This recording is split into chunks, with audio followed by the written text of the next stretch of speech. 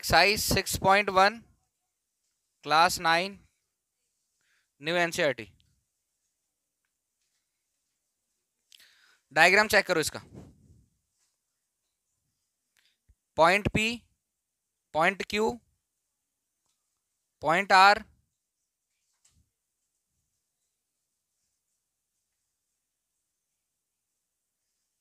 S,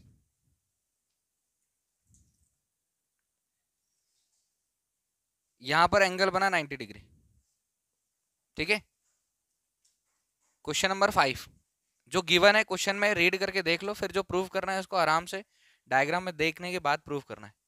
question number 5 है P O Q given है is a line. P O Q क्या है? रेखा है। पी ओ क्यू एक रेखा है। और क्या दिया है? Ray O R is perpendicular to line P Q. Ray O R is perpendicular to line P Q. Hindi में ओ आर रेखा पी क्यू पर लंब है, मतलब 90 डिग्री का एंगल बना रही। फिर इसके बाद O S is another ray lying between rays OP and O R. पूरा क्वेश्चन ही आ गया। O S is another line, another ray lying between ray OP and OR. Prove that prove क्या करना है? Angle ROS equal 1/2 angle QOS minus angle POS। मैंने सब कुछ लिख दिया जो क्वेश्चन में दिया हुआ है। अब क्वेश्चन को प्रूव कैसे, ये लेकर आना है। पहले तो इनको ढूंढो। ROS कहाँ है? ये है ROS। 1/2 QOS कहाँ है?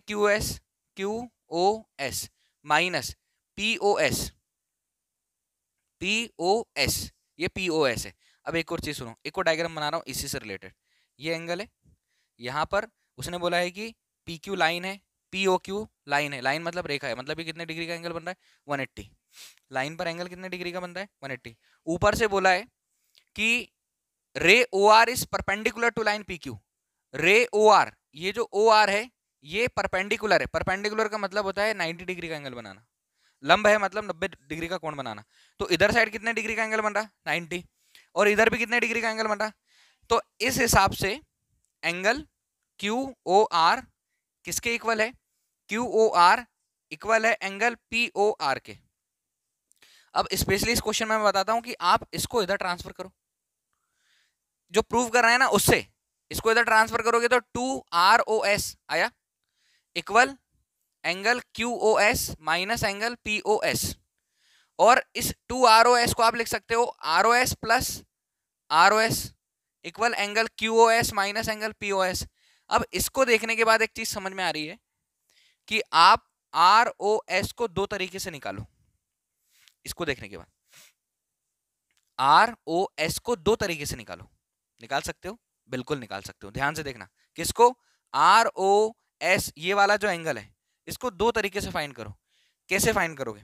ध्यान से देखना। चूंकि मैं क्या कर रहा हूं यहां पर, सिंस ROS माना कि, ये डायग्राम बना देता हूं, सुनना ध्यान से। ये पूरा 90 है, पूरा 90 है, और ये वाला 60 है। तो ये वाला कितना बचेगा? ये तो समझ में आता है। तो ये मैथ्स की फॉर्म में अगर नंबर वंबर लिखे तो समझ में आ रहा है। लेकिन अगर डायरेक्ट एंगल की बात करें तो ROS कैसे निकलेगा? ROS अगर हम ROP, यहां क्या लिखा है हमने? ROP, POR बोल दे। अगर हम POR में से, इस पूरे में से ROS कैसे आएगा? आप अगर POR में से POS माइनस कर दो, POS माइनस कर दो। सही है? ये कैसे आया? अगर ये पूरा 90 है तो पूरे 90 का नाम क्या है? POR। और ये वाला हमने 60 बोला तो इस 60 का नाम क्या है बताओ? POS। यही है। तो 90 में से 60 माइनस कर दोगे तो 30 आएगा। Equation number 1। किसी को दिक्कत है? नहीं है? आया समझ में? मैं बोल रहा हूं इस क्वेश्चन में आरओएस को दो तरीके से निकाल लो। फिर से एक और बार आरओएस निकालो, कैसे निकलेगा? आरओएस निकालने के लिए अब इधर की बात करो, ये 90 डिग्री है, क्यू आर ओ, यहां पर एक एंगल है, ये है हमारे पास एस।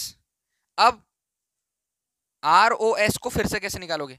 आर ओ एस निकालने के लिए अगर हम एस ओ क्यू में से एस ओ क्यू या क्यू ओ एस बोल सकते हो क्या? क्यू ओ एस, ये पूरा अगर हमारे पास 120 है और ये वाला कितना है, तो ये वाला कितना आ जाएगा? पूरा 120 है ना यहां से यहां तक, तो 120 में से ये वाला हटा दो, कितना आ जाएगा? 30 आ जाएगा।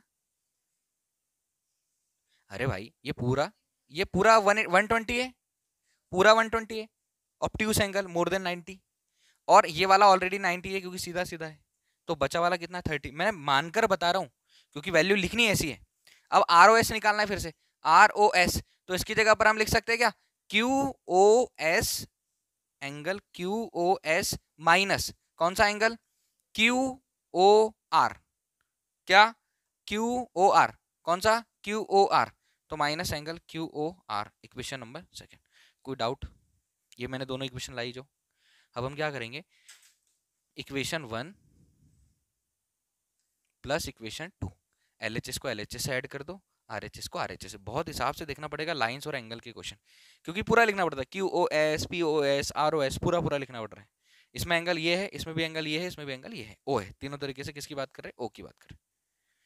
अब आर ओ एस को ऐड करोगे तो angle R O S plus R O S, LHS को एलएचएस से ऐड कर दिया, आरएचएस को आरएचएस से ऐड कर दो, equal angle P O R minus P O S plus Q O S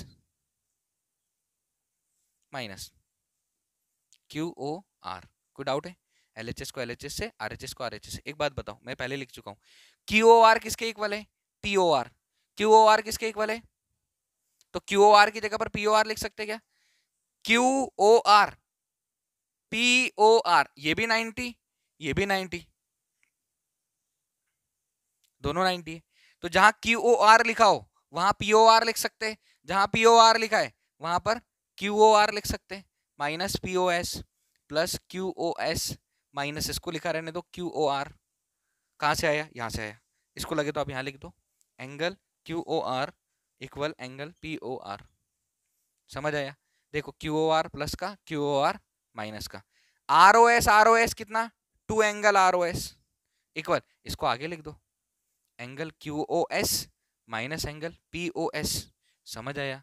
अब देखो angle R O S equal, इसका ट्रांसफर कर दो तो 1/2 angle Q O S minus angle P O S, hence proved. यही prove करना था, check करो, 1/2 angle Q O S minus angle P O S.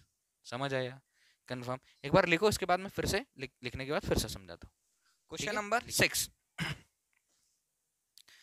Question है, it is given that X Y Z 64 degree. अच्छा diagram नहीं है इसमें, अब डायग्राम नहीं है तो डायग्राम बनाना है क्वेश्चन को रीड करके। इट इज गिवन दैट, दिया हुआ है एंगल एक्स वाई जेड बराबर 64, angle X Y Z equal कितना दिया? 64। तो एक्स वाई जेड 64 बना लो, यहां से एक्स वाई और जेड, ये कितने डिग्री बनाया हमने? 64। इसमें कोई डाउट है? आगे बोल रहा है and X Y is produced, X Y is produced मतलब एक्स वाई को आगे बढ़ाया है, तो एक्स वाई जो है इसको आगे बढ़ा दो, ये एक्स वाई प्रोड्यूस कर दिया, ठीक, एक्स वाई आगे बढ़ा दी, कहां तक आगे बढ़ाया? पॉइंट पी, तो ये पॉइंट पी तक एक्स वाई को आगे बढ़ा दी, जैसा बोल रहा है वैसे कर रहे हैं हम लोग। X Y Z 64, X Y Z 64, और X Y produced at point P, X Y को कहां तक बढ़ाओ? पी तक बढ़ाओ।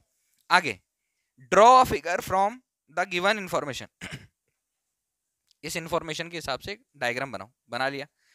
If ray Y Q bisect, if ray Y Q, तो ये वाई है, इससे ये क्यू बना दिया।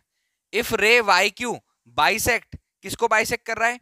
Z Y P, Z Y P, ये जो वाई क्यू है ना ये जेड वाई पी को बाइसेक्ट कर रहा है, दो बराबर बराबर भागों में बांट रहा है, ठीक है। तो वो बोल रहा है find X Y Q, find that, question number 6। Find क्या करने बोल रहा है, find that X Y, angle X Y Q, ये है कहां पर, एक्स वाई क्यू, ये पूरा एंगल चाहिए हमको। ये कितना दिया, 64, ये 64 दिया है। अब ये वाला निकालना पड़ेगा, तब हम एक्स वाई क्यू निकालेंगे। और क्या चाहिए, and reflex, reflex Q Y P, reflex मतलब प्रतिवर्ती, प्रतिवर्ती Q Y P, Q Y प्रतिवर्ती मतलब मोर देन 180। तो इसको बाद में देखेंगे, पहले हम ये वाला देखेंगे। हमको चाहिए एक्स वाई क्यू, क्या क्या बोला समझो उसको। गिवन है angle X Y Z equal 64, इसमें कोई डाउट है क्या, एक्स वाई जेड में। X Y is produced at point P, मतलब एक्स वाई को बिंदु पी तक बढ़ाया। और बोलो, और Q I bisect Y Q है, Y Q bisect angle Z Y P, Y Q bisect angle Z Y P. अब जब बाइसेक्ट हो रहा है, इसका मतलब क्या है, हिंदी में लिख देता हूं, Y Q angle Z Y P को दो भागों में बांटती है।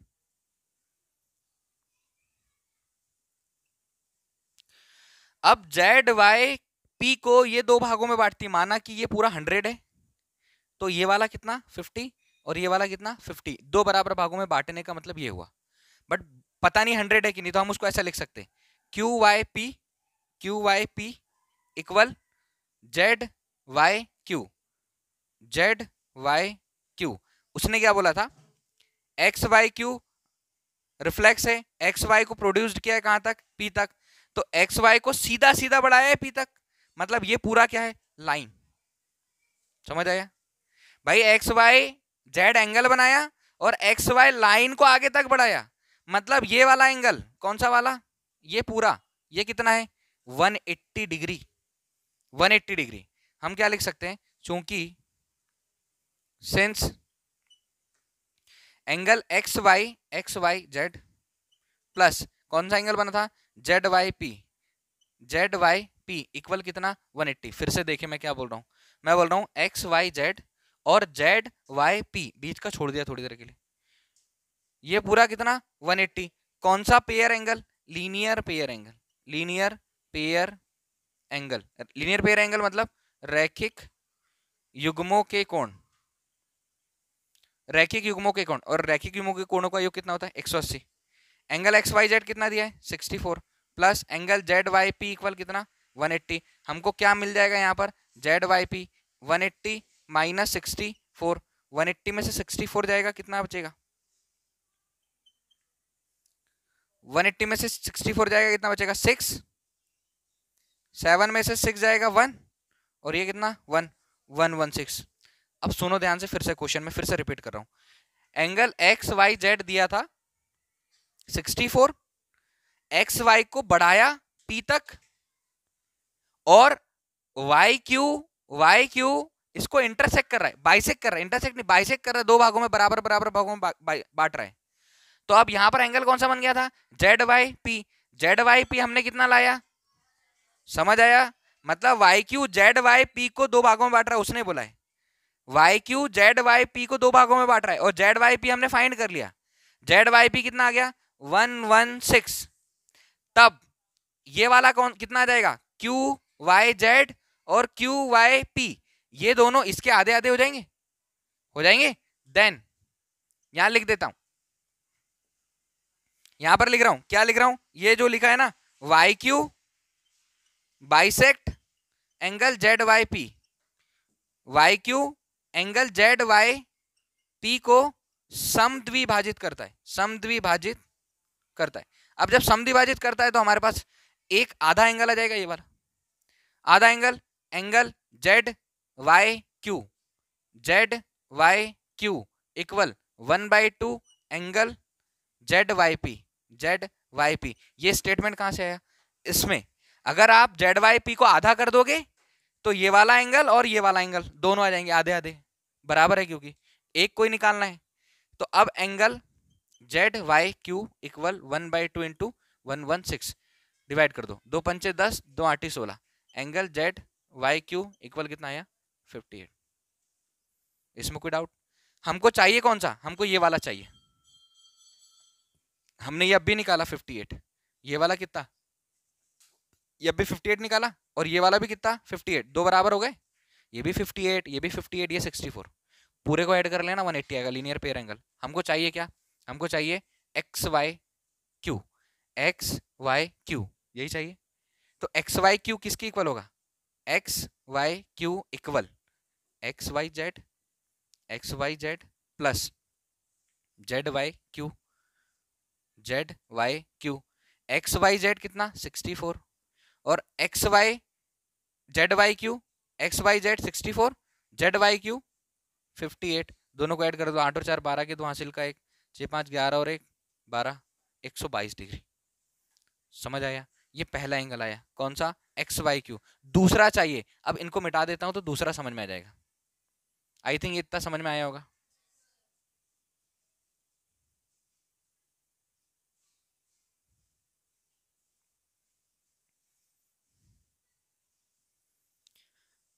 एंगल चाहिए reflex Q Y P, reflex बोला है प्रतिवर्ती, तो क्यू ढूंढो, क्यू वाई पी, रिफ्लेक्स में Q Y P, Q Y P, ये रिफ्लेक्स चाहिए।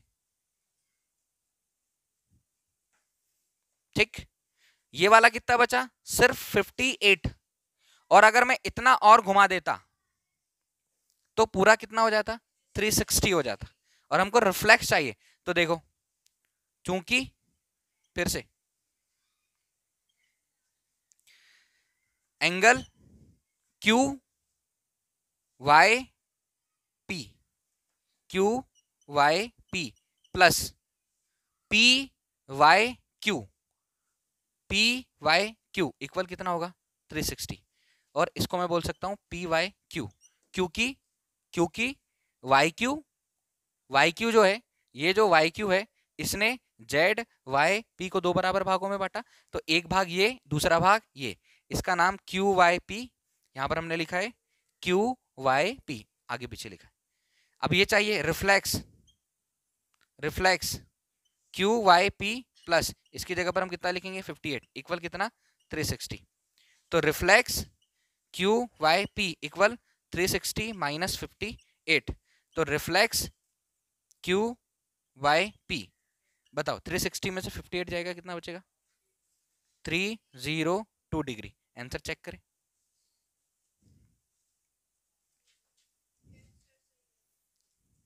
आया समझ? पक्का बन जाएगा? लिखे।